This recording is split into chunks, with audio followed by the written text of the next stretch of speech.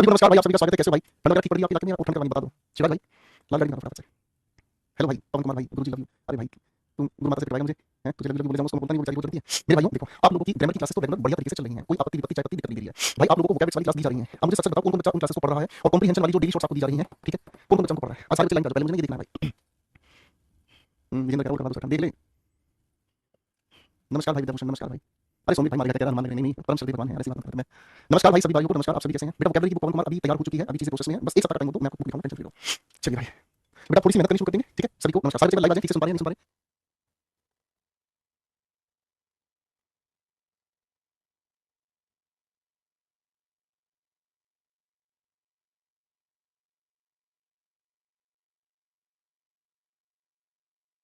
चलिए भाई, आप सभी भाइयों को नमस्कार, आप सभी का दिल से स्वागत है। नहीं आशीष भाई, बिल्कुल ऐसा नहीं होगा, आपके साथ रहेंगे, आपके प्यार में हमेशा डूबे रहेंगे। सब्जेक्ट और एग्रीमेंट के बारे में बात करनी शुरू की थी हम लोगों ने बच्चों। सब्जेक्ट और एग्रीमेंट से संबंधित कुछ बातें और आप लोगों के साथ मुझे सीखनी है, समझनी है, ठीक है?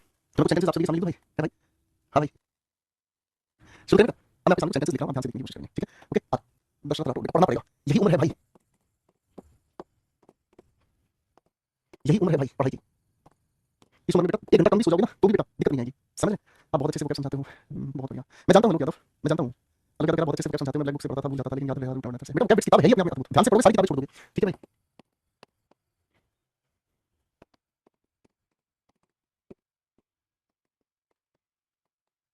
चलिए चलिए चलिए, आज बेटा बेटा कमेंट से रिफ्रेश करना थोड़ा सा।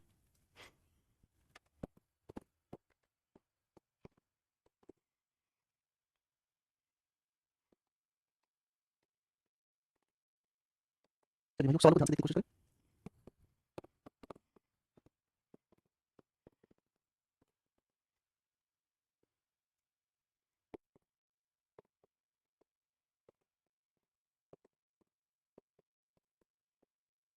सब्जेक्ट वर्ब एग्रीमेंट की ये प्यारी क्लास बहुत इंपॉर्टेंट है, ध्यान से समझना। थैंक यू भाई Piyush, thank you Ashish, thank you लाल बेटा। चलिए बेटा क्वेश्चन से मार रहा हूँ आपको।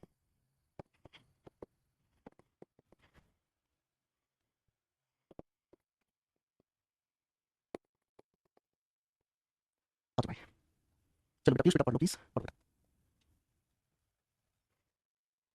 अब हमें ध्यान किस चीज पर देना है बेटा? हमें ध्यान इस बात पर देना है कि कभी कभी हमारे सामने जितने भी लिखे हुए हैं सवाल, कभी कभी हमारे सामने ये लिखे हुए दो अलग अलग जो शब्द हैं एंड के साथ जुड़े हुए नजर आते हैं। कभी कभी ये दोनों के दोनों एक दूसरे के साथ मिलन नहीं दिखाते हैं, इसलिए इनके साथ हम सिंगुलर वर्ब को लेकर चलते हैं। कभी कभी ये दोनों के दोनों मिलकर एक ही बात को सजेस्ट कर रहे होते हैं, इसलिए हम इनके साथ सिंगुलर वर्ब को लेकर चलते हैं।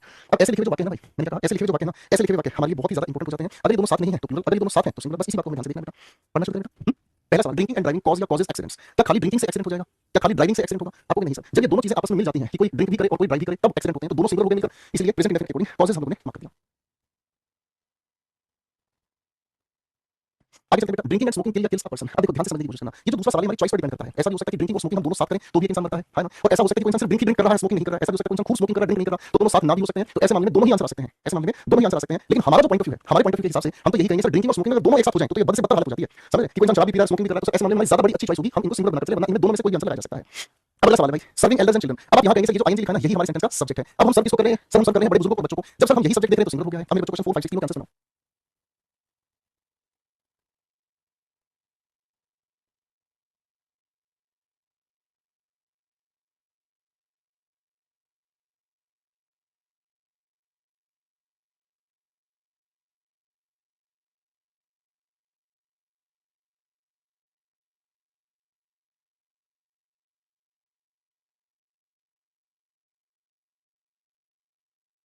सुंदरी बेटा हम कराएंगे, क्यों चिंता कर रहे हो बेटा? इसके बाद ही कराएंगे टॉपिक, क्यों चिंता कर रहे हो बेटा? देखो making price and cakes, sir वो बनाने में समझदार है, यही उसकी एक्सपर्टीज है। बनवा उससे कुछ भी लो, यही हमारा सब्जेक्ट है, इसलिए हमने इस लगा दिया दोस्त, ठीक है ना? सवाल नंबर 5 और 6 को ध्यान से देखना, रीडिंग एंड राइटिंग, ठीक है ना? पढ़ना और लिखना दोनों की दोनों चीजें अलग अलग हैं। कुछ लोग पढ़ते बहुत है लिखते कुछ नहीं है, कुछ लोग लिखते बहुत है पढ़ते कुछ नहीं, दोनों अलग अलग चीजें हैं, इसलिए इंसान की अलग अलग तरह से ये नॉलेज को इंप्रूव करते हैं, ठीक है भाई? हाँ ना? फिर अगला सवाल हमारे सामने है, reading and writing is are tested. IELTS में ये दोनों चीजों को टेस्ट किया जाता है, इसलिए सिंगुलर बना दिया बेटा। बात समझ में आ गई?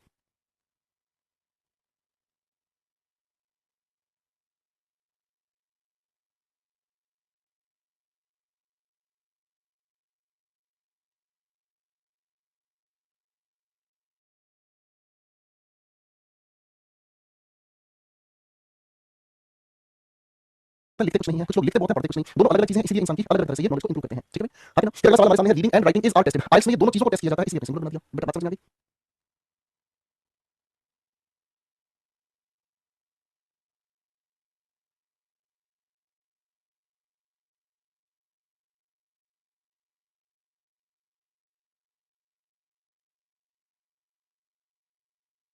आइए बच्चों अब थोड़ा सा आगे चलने की कोशिश करते हैं। देखो एक बात, एक छोटा सा वाक्य लिख रहा हूँ मैंने आपके सामने लिखा, करण इज मोर सेंसिबल देन आकाश बाबू इस लिखे हुए वाक्य को ध्यान से समझेंगे, इस लिखे हुए वाक्य को ध्यान से समझेंगे, ठीक है जी, है ना? ठीक है, कोई दिक्कत नहीं है, बड़े परेशान सुनील बाबू सारे टॉपिक करूंगा, बिल्कुल परेशान नहीं होगा बेटा, ठीक है? आप थोड़ा सा ध्यान से समझने का काम करेंगे भाई। मैं आपके सामने इस लिखे हुए वाक्य में इतना ही अगर हाईलाइट कर दूं तो क्या ये वाक्य समझ पाया भाई? आपको बिल्कुल समझ में आया। वाक्य लिखा करंट इज सेंसिबल, है ना? करंट हमारा सब्जेक्ट है, इज एक लिंकिंग वर्ब है, लिंकिंग वर्ब की वजह से सेंसिबल एक एडजेक्टिव है, हाँ कि ना? बात समझ में आ गई। अगर दोस्त इसी लिखे हुए परिवार में, अगर दोस्त इसी लिखे हुए परिवार में मैं आपसे पूछूं भाई ये जो मोर लिखा है सेंसिबल को क्वालिफाई कर रहा है ना? देन अपने कंजंक्शन है और इसी की वजह से आगे हमने इस आकाश का नाम लिख दिया भाई। अब आप यहां पर ये कहना चाहेंगे सर ये हमारा सब्जेक्ट, ये लिंकिंग वर्ब, ये हमारे सामने एडजेक्टिव से पहले आकर ये जो लिखा हुआ है हमारे सामने एडवर्ब हो गया, है ना? आगे जो देन लिखा है ये कंजंक्शन है और ये हमारे सामने फिर से नाउन है जो इस लिखे हुए सब्जेक्ट का ये नाउन इस लिखे हुए सब्जेक्ट के साथ कंपैरिजन कर रहा है। गुरुजी पूरा अच्छा इन्वेस्टिगेशन हो गया। सी भाई क्लास को बाद में आराम से देखना, अभी आप क्लास में देखो, आराम से देखना, ठीक है भाई? ठीक है भाई?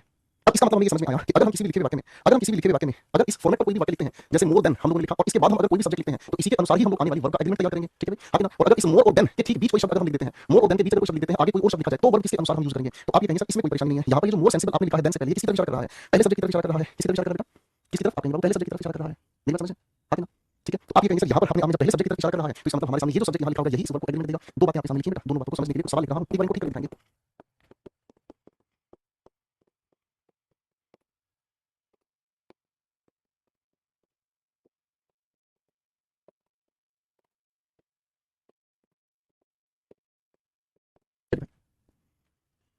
अच्छा मीना बेटा पढ़ लो ना, बार बार नमस्ते करने से पूरी क्लास चलेगी बेटा। क्वेश्चन दिया, क्वेश्चन बनाना भाई।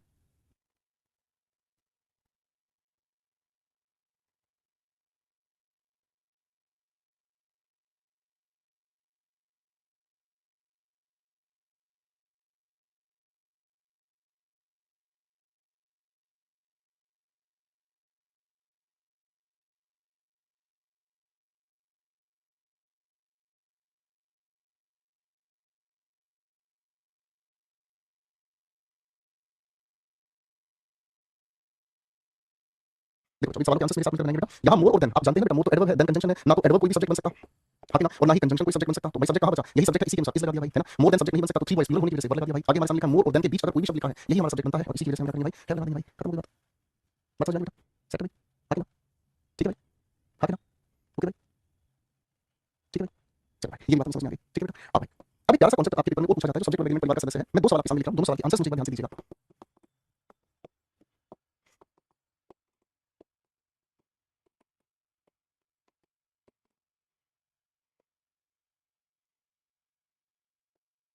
दोनों सेंटेंसेस में ध्यान से समझने की कोशिश करें प्लीज। दो सेंटेंसेस आपके सामने हैं, इनके पीछे थोड़ी सी कहानी को समझने की कोशिश करते हैं, ठीक है ना? हमने अधिकतर इस तरह के जो सेंटेंसेस हैं वो ऐसे स्टूडेंट्स को रटते हुए देखा है। कैसे रटते हुए देखा है? हमने स्टूडेंट्स को भाई ऐसे कभी-कभी इस छोटे से प्यारे से कॉन्सेप्ट को समझा जा सकता है लेकिन रटते हुए देखा है। क्या कि सर अगर हमारे सेंटेंस में अ नंबर ऑफ हमें देखने को मिलता है, ठीक है जी? अगर हमारे सामने लिखे हुए सेंटेंस के अंदर, ठीक है ना जी? बात समझे? हमारे सामने लिखे हुए सेंटेंस के अंदर अ नंबर ऑफ लिखा मिलता है तो प्लूरल काउंटेबल नाउन इसके साथ प्लूरल हेल्पिंग वर्ब बताते हैं। और अगर हमारे लिखे हुए वाक्य में द नंबर हमारे सामने लिखा हुआ है, द नंबर की बात अगर हम कर रहे हैं तो द नंबर ऑफ के बाद भी प्लूरल काउंटेबल नाउन लेकिन सिंगुलर हेल्पिंग वर्ब। ऐसा एक छोटा सा कॉन्सेप्ट आप लोगों ने समझा है। बात समझ में आ गई भाई? हाँ कि ना? ऐसा कुछ छोटा सा कॉन्सेप्ट समझ में आया, ठीक है? बात खत्म, है ना? अब मेरे बच्चे अगर हम ध्यान से इस चीज को समझने की कोशिश करें आखिर ऐसा होता क्यों है? इसकी वजह क्या है? देखो वजह को ध्यान से समझने का काम करेंगे हम, तो वजह को ध्यान से समझना। आर्टिकल ए या एन किसी के साथ लगता है, आर्टिकल ए या एन किसी के साथ लगता है तो उसका अपना अर्थ नहीं होता है, यानी कि इसने अपना अर्थ किसी तरह भेज दिया, इसलिए प्लूरल काउंटेबल नाउन और इसी के अनुसार हमने ये प्लूरल हेल्पिंग वर्ब को यूज किया है। पहली बात समझ में? ठीक है भाई? अब लिखे हुए दूसरे सवाल में हमने क्या समझाया? आर्टिकल द लगने की वजह से हमारे सामने जो भी नाउन लिखा होता है वही अपने आप में स्पेसिफिक होता है। गुरुजी आपने हमें समझा दिया, यानी कि इस लिखे हुए प्लूरल काउंटेबल नाउन का अब कोई अर्थ नहीं, स्पेसिफिक कौन है? नंबर। यानी कि अब इस लिखे हुए नंबर के अनुसार ही हम लोग क्या यूज कर रहे हैं? Singular helping verb. इसके अनुसार, इस नंबर के अनुसार। इस बात को और अच्छे से समझने के लिए मैंने आपके सामने दो वाक्य लिखे हैं, दोनों को समझते हैं, ठीक है? ये लिखा है a number of bags is are loaded. Sir loaded का मतलब लाद दिए गए हैं। अब आप मुझे ध्यान से सोचिए बताओ क्या लादा गया है? संख्या या बैग्स? आपको बैग्स इसका मतलब इसका तो कोई अर्थ रहा ही नहीं, सब लादा किसको गया है? बैग्स, इसी की वजह से क्या लगा दिया? आर, ठीक है भाई? दूसरे लिखे हुए सवाल में क्या है? सर 30 क्या होता है? बताओ। बैग्स या संख्या? आपको सर संख्या है इसलिए द के साथ नंबर लिखा हुआ यही हमारे सामने असलियत में सब्जेक्ट है और इसी के अनुसार हमने क्या लगा दिया? इस लगा दिया, बैग्स का कोई लेना देना नहीं है, ठीक है भाई? यानी कि रखने के लिए बात सीधी है, रखने के लिए बात सीधी है, लेकिन पेपर बनाने वाला अगर आपके सामने इस ए और बाकी कंफ्यूजन ही अगर पूछ गया तो क्या करोगे? तो भैया आप कंफ्यूज नहीं होंगे, फिर आपको इस क्लास की बात याद रहेगी। मैं कुछ सवाल आपके सामने लिख रहा हूँ, कुछ सवाल लिख रहा हूँ, इनको ध्यान से देखेंगे, ठीक है ना? Blank number of students is are present, blank number of students is are increasing. जो सवाल आपके सामने लिख रहा हूँ इन लिखे हुए सवालों पर दिमाग लगाने की कोशिश करना, ओके?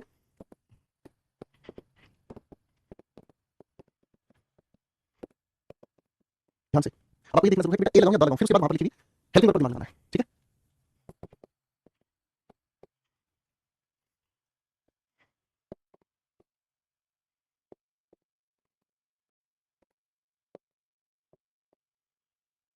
बनाओ बनाओ बनाओ।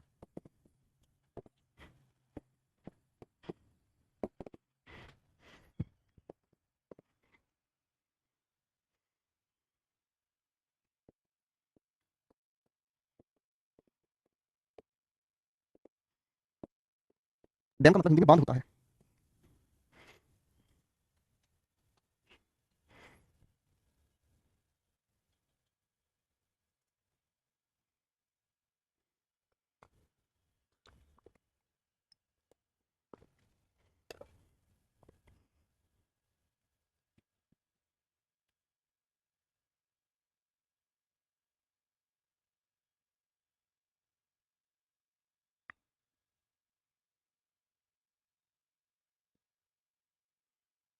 चलिए डिस्कशन शुरू करें। आज एक एक सवाल का यहाँ से कोई जवाब मत ढूंढना, यहाँ से जवाब नहीं मिलेगा, जवाब यहाँ से मिलेगा। उपस्थित कौन होगा, संख्या उपस्थित होगी या स्टूडेंट्स उपस्थित होंगे, आप स्टूडेंट्स उपस्थित होंगे, ये हमारा सब्जेक्ट है। इसका अर्थ नहीं रखना ए लगा दो, अब अर्थ कौन सा है ये, और इसी के अनुसार हमने यहाँ लगा दिया, आर लगा दिया, ठीक है। जो आगे लिखा है उसी के अनुसार आपको चेक करना है। यहाँ लिखा है इंक्रीजिंग, इंक्रीज क्या होगा बताओ, क्या स्टूडेंट्स इंक्रीज होंगे, क्या स्टूडेंट्स इंक्रीज होंगे, स्टूडेंट्स इंक्रीज होने का मतलब ये होगा कि सब बच्चों के पैर पकड़े से पकड़े उनको खींच लेंगे, वो इंक्रीज होगा। भाई साहब इंक्रीज होती है संख्या, डिक्रीज होती है संख्या, तो संख्या का बढ़ना या घटना है, यानी कि ये हमारे सामने स्पेसिफिक होगा और यही हमारा सब्जेक्ट है। इसी के अनुसार क्या लगाएंगे, इस लगाएंगे। बहुत बेहतरीन सवाल है, ये पेपर में आके परेशान करेगा, समझ के चलना तो इसके बारे में, ठीक है ना। सर 2 लाख क्या है, 2 लाख आप कहेंगे, संख्या है, संख्या को स्पेसिफिक बना दिया, लगा दिया, द नंबर की वजह से ही हमने यहाँ पर इस लगा दिया, यही हमारा सब्जेक्ट होगा भाई, खत्म हो गई बात। अगले सवाल क्या, जो good number of new cars is are 3000, भाई 3000 क्या है, 3000 आपको संख्या है, यानी कि ये स्पेसिफिक बना दिया, द लगा, इसी के अनुसार हमने क्या लगा दिया, इस लगा दिया, कोई टेंशन की बात नहीं है भाई, ठीक है भाई।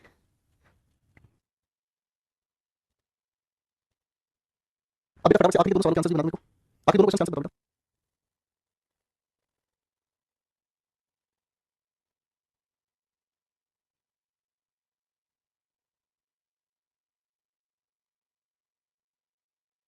अब आप कहोगे सर देखो ये तो सारे सारे प्लूरल काउंटेबल नाउन है, मजेदार बात तो ये है कि सर ये तो लिखे हुए दोनों के दोनों ढांचे प्लूरल काउंटेबल नाउन के लिए हैं। अब मुझे यहाँ अनकाउंटेबल नाउन लिखा हुआ तो बेटा कुछ नहीं सोचना, फिर अनकाउंटेबल नाउन तो सिंगुलर हेल्पिंग वर्ब आएगी, और संख्या का रूल भी यहाँ पर खत्म हो गया। जब अनकाउंटेबल नाउन लिखा हुआ मिलता है तो अमाउंट, अमाउंट का मतलब मात्रा, मात्रा के लिए हम क्वांटिटी का भी यूज कर सकते हैं, इसलिए यूज कर सकते हैं बेटा, क्वांटिटी का भी यूज कर सकते हैं, ठीक है ओके भाई, ठीक है। अब ऐसे मामले में हम मनी लिखा है, मनी क्या है आपको सर अनकाउंटेबल नाउन है, अब इसको ठीक करके दिखाओ बेटा, अब इसको ठीक करके दिखाओ, लगा दो फटाफट से, चलो आंसर बना के दिखाओ।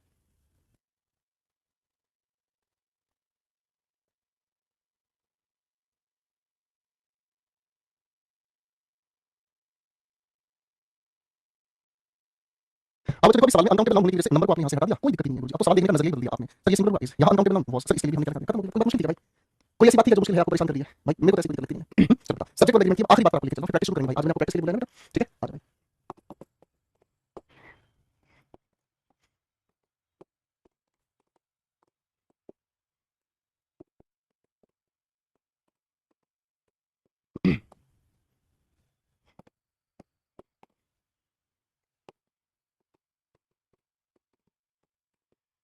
बहुत मजेदार क्वेश्चन है, बहुत बहुत बहुत मजेदार क्वेश्चन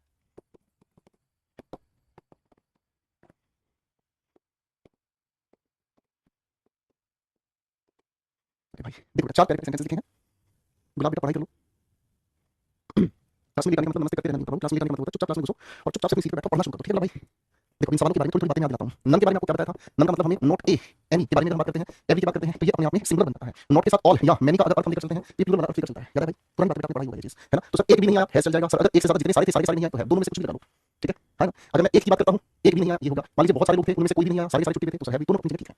अब दूसरी बात आती है बाबू, अगर नन और बट को हम दोनों को एक साथ जोड़ दें तो ये दोनों एक साथ जुड़कर अर्थ बना देते हैं ओनली, ओनली का हिंदी में अर्थ होता है केवल, ओनली का हिंदी में अर्थ निकल आता है केवल, ठीक है भाई ओके। इसका मतलब होता है क्या चीज, इसका मतलब निकल आता है नोबडी एक्सेप्ट, इंसान के लिए, और अगर वस्तु की हम बात करते हैं तो इसका मतलब होता है नथिंग एक्सेप्ट, ठीक है। ये नन बट की बात कर रहा है, ओके फाइन, कोई दिक्कत नहीं है। अब फिर तीसरी बात हमारी समझ में ये आती है कि अगर गुरुजी इस नन और बट को हम अलग कर दें, इस नन और बट को, चलो नन और बट को हटा के बात करते हैं, अगर गुरुजी नोट और बट को हम अलग अलग कर दें, ठीक है ओके, या फिर अगर लिखे हुए वाक्य में हम एंड और नोट को एक साथ चिपका दें तो हम क्या करें, तो मैं कहूंगा घबराने की जरूरत नहीं है। जिस लिखे हुए सब्जेक्ट के साथ, इस बात को याद रखिएगा, जिस लिखे हुए सब्जेक्ट के साथ, इस लिखे हुए सब्जेक्ट के साथ नोट लिखा है तो इसका वर्ब से ताल्लुक नहीं, हमारा सब्जेक्ट यहाँ होगा, इसी के अनुसार आने वाली हेल्पिंग वर्ब हम यूज करेंगे, समझ रहे हैं। यहाँ एंड और नोट के साथ जो भी हमारे सामने लिखा है इसका हमें कोई लेना देना नहीं है, बात समझ रहे हैं। इसके साथ लिखा हुआ कुछ भी हमें मिले, इससे कोई लेना देना नहीं है, हमारे वास्तविक रूप से जो सब्जेक्ट है वो यही है जिसके अनुसार हमें आने वाली हेल्पिंग वर्ब, यानी कि जिसके साथ नोट लिखा है उसको आप सब्जेक्ट नहीं मानते हैं। कहानी कैसे हल होगी बेटा, नन बट का मतलब क्या बताया, केवल, केवल कौन है सर, राहुल, राहुल के साथ क्या लगा देंगे हैश, ठीक है हिंदी क्या होगी, केवल राहुल है यहाँ पर आया। हीना एंड नोट, सर करुणा और प्रिया के साथ क्या लिखा है, नोट लिखा है, ये तो आई नहीं है, आया कौन है, केवल हीना, हीना के साथ क्या लगाओगे, इस लगाओगे, ठीक है बेटा। आखिरी सवाल का जवाब मुझे दो, आखिरी सवाल का आंसर मुझे बता दो बेटा। सागर अगर आपको ऐसी कोई परेशानी महसूस हो रही है तो इंस्टाग्राम पर मुझे फोटोज भेज दो बेटा, मैं देखता हूँ, ठीक है भाई।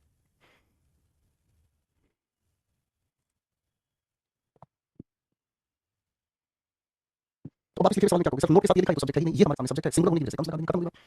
हाँ जी, सभी बच्चों का आंसर ठीक हो गया भाई, सभी बच्चों का आंसर ठीक हो गया भाई, तो परेशान बिल्कुल भी नहीं होना है, ठीक है ना। आज आप लोगों ने मेरे साथ मिलकर टॉपिक पूरा किया है, मैं अब इसके बाद आप लोगों के साथ मिलकर प्रैक्टिस करनी शुरू करूंगा भाई। थोड़ा सा एक बार देख लीजिएगा कुछ बातें, आज बेटा पहले को देखिए बेटा, ठीक है। ये टॉपिक कुछ अलग से कुछ भी नहीं है, सारी डिवीजन है आपके पार्ट्स ऑफ स्पीच और टेंसेस की, ठीक है। और ये जो छोटी छोटी बातें हैं भाई इनको मैंने निशान लगा दिया ताकि आप याद रखें, ओके भाई, मस्त रहने का बिल्कुल, ठीक है। अब हम आपके सामने शुरू करेंगे भाई।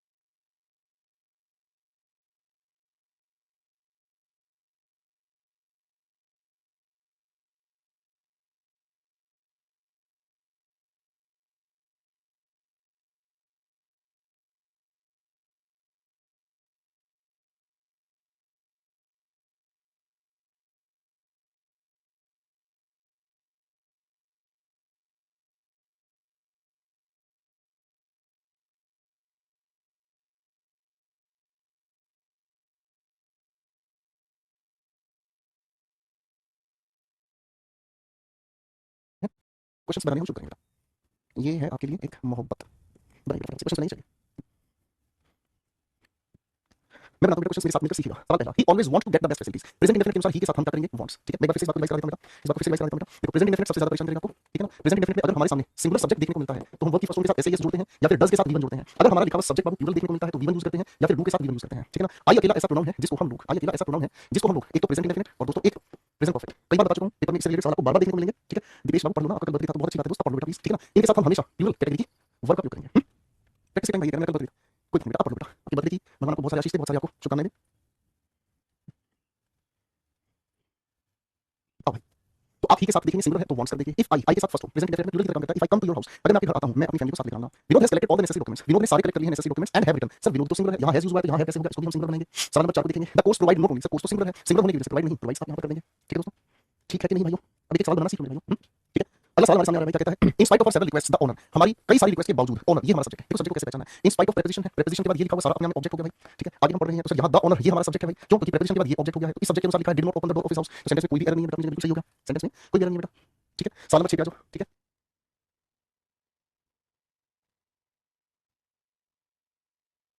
द मैनेजर कंक्लूडेड, मैनेजर ने इस बात का निष्कर्ष निकाला कि ईदर नरेश और दीपू, सर हम जानते हैं पेयर कंजंक्शन में जो नजदीक बैठा है उसी के अनुसार हेल्पिंग वर्ब लगाते हैं, ये आपने कंजंक्शन में अच्छे से पढ़ा है। The principal indicated that, principal ने इस बात पर इशारा किया कि the issue of improve quality of teaching in the college, sir ध्यान से देखना, ये सब्जेक्ट है इस लिखी वर्ब का, आगे दैट आ गया हमारे सामने कंजंक्शन, कंजंक्शन कहता है अगला सेंटेंस अब यहां से शुरू हो गया है, ठीक है, करेक्ट है ना। अब आगे हमारे सामने आ रहा है बेटा क्या चीज? द इशू, ये हमारे सेंटेंस का सब्जेक्ट है। प्रीपोजिशन के बाद ये ऑब्जेक्ट हो गया हमारे सामने, प्रीपोजिशन के बाद ये ऑब्जेक्ट हो गया हमारे सामने, प्रीपोजिशन के बाद ये ऑब्जेक्ट हो गया हमारे सामने। अब ये किसके अनुसार हुआ? इशू सिंगुलर है तो वर्ब नहीं, यहां पर सिंगुलर के लिए क्या होगा? वो होगा भाई, ठीक है ना, करेक्ट है। आगे चलते हैं बेटा, आगे लिखा है the number of foreign tourist residing in India are. अब आप सभी लोग जानते हैं द नंबर का मतलब स्पेसिफिक क्या है? नंबर, यही सब्जेक्ट है, इसके अनुसार आर नहीं गुरुजी इस आएगा, खत्म होगी बात गुरुजी, बात समझे, ठीक है भाई। अगला सवाल देखो, the success of our efforts depend, sir ये तो प्रीपोजिशन है, प्रीपोजिशन के बाद ऑब्जेक्ट हो गया, सब्जेक्ट हमारा क्या है? सक्सेस, सिंगुलर होने की वजह से डिपेंड नहीं, प्रेजेंट इंडेफिनिट को डिपेंड कर देंगे, ये भी खत्म हो गया। He along with his friend want to, फिर से प्रेजेंट इंडेफिनिट की बात कर रहा है, सर प्रीपोजिशन है अलोंग विद, ऑब्जेक्ट हो गया हिज फ्रेंड्स, सब्जेक्ट कौन है? ही के अनुसार क्या कर देंगे? वांट्स कर देंगे, खत्म हो गई बात, ठीक है भाई, खत्म हो गई बात।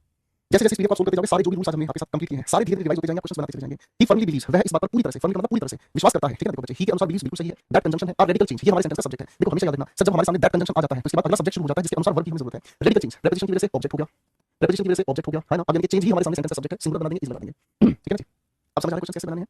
क्वेश्चन नंबर 12 का जो भाई, क्वेश्चन नंबर 12 को भी बनाते हैं दोस्तों। A number, a large number of human beings, आप सभी लोग जानते हैं नंबर के साथ ए लिखा तो ये सब्जेक्ट नहीं है, सब्जेक्ट क्या है? Human beings. अब ह्यूमन,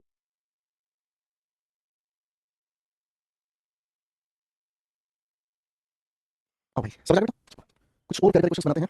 चलो अब ये क्वेश्चन बना के दिखाओ, क्लास तो चलती रहेगी दोस्त, बना के दिखाओ, क्लास चल रही है ठीक से, विजेंद्र भाई, सौरभ भाई, गोविंद तुषार, समर, मेरे भाई, बना के दिखाओ, आप चलो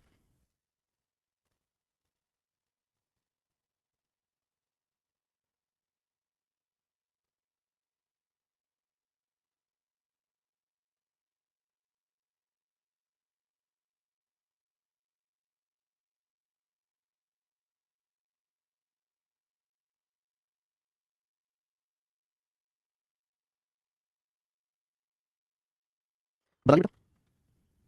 क्या आपने क्वेश्चन बना लिया भैया?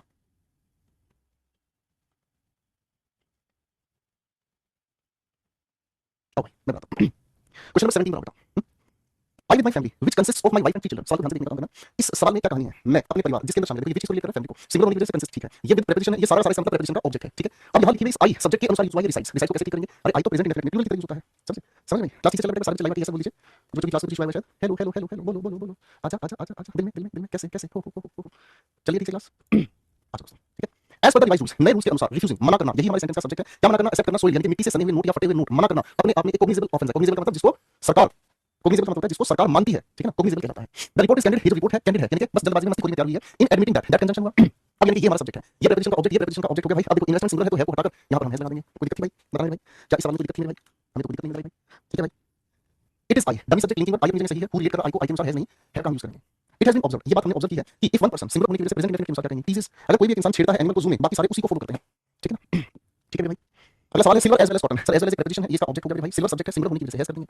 ये भी तो सवाल मुश्किल नहीं है भाई, मेरे भाई एक भी तो सवाल ऐसा नहीं है जो मुश्किल है, बताओ जरा कोई ऐसा सवाल, कोई ऐसी बात जो दिल पे लग रही हो, काम नहीं कर पा रही हो, क्वेश्चन नहीं बना पा रहे हैं, बताइए ना भाई। A ray of light passing through, singular है, passing through the centre of a thin lens, यही हमारे सेंटर का सब्जेक्ट है, सब्जेक्ट की बात कर रहे हैं तो सिंगुलर होने की वजह से कीप्स कर देंगे, बताओ क्या दिक्कत है? अगला सवाल देखते हैं, a collection of Indian architects which was taken from Graves in the area it was land, ध्यान से समझना। अब कलेक्शन, ठीक है जी, ये हमारे सेंटर का सब्जेक्ट है, प्रीपोजिशन के बाद ये ऑब्जेक्ट हो गया, ठीक है ना, व्हिच रिलेट कर रहा है आर्किटेक्ट्स को, आर्किटेक्ट्स के अनुसार यहां पर वाज नहीं, हम वर्ब का उपयोग करेंगे, ये भी सवाल खत्म हो गया, बताओ भाई, बताओ बताओ, कोई बात नहीं हिमांशी, क्लास आराम से पढ़ लो, कोई दिक्कत नहीं बेटा। अगला सवाल दोस्तों क्या कहता है? Neither the player nor the trainer, sir nor के साथ लिखा, ये हमारा सब्जेक्ट है, ट्रेनर सिंगुलर है, इसी की वजह से हम सिंगुलर कर देंगे बॉस। क्या आप इन बाकी के क्वेश्चन को घर पे ट्राई करोगे? बताइए जरा मुझको भाई, क्या अब आप इन क्वेश्चंस को घर पे ट्राई करके देखेंगे? यस और नो लेडीज एंड जेंटलमैन, बताइए जरा मुझे, क्या आप इन क्वेश्चंस को घर पे ट्राई करके देखेंगे? बताइए बताइए बताइए। बहुत अच्छी पीडीएफ आप लोगों को दी गई है भाई, घर पे ट्राई करके देखिएगा, बहुत कुछ सीखने को मिलेगा, क्वेश्चन बना के देखिएगा, ठीक है बच्चों? ओके भाई, इस वीडियो को घर पे ट्राई करके देखिएगा भाई, मजे से मेहनत करके देखिए।